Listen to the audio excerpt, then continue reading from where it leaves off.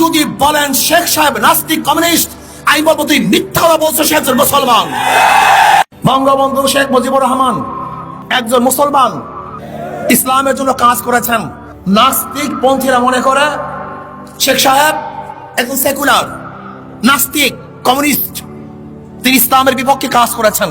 এখন কাদের দাবি সত্য, কাদের দাবি মিথ্যে, এটা প্রমাণ করতে হবে।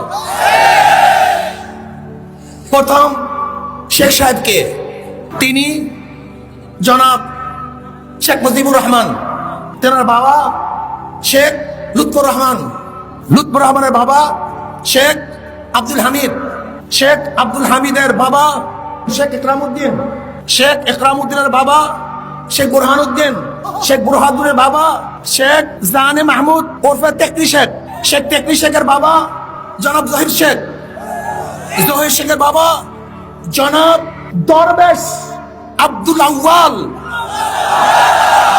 যিনি 1463 ঈসাই সালে এই বাংলাদেশে এসেছিলেন ইরাক থেকে ধর্ম প্রচার করার জন্য।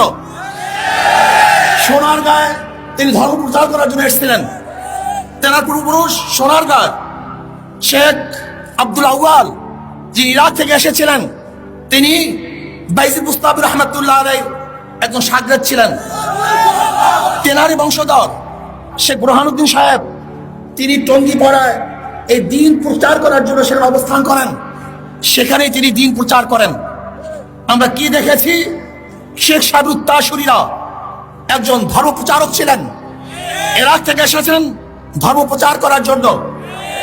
শেখ সাহেবের বাবা একজন দাড়িওয়ালা টুপিওয়ালা, তার দাদা একজন দিনদার, তার পূর্বপুরুষ সবাই মুসলমান।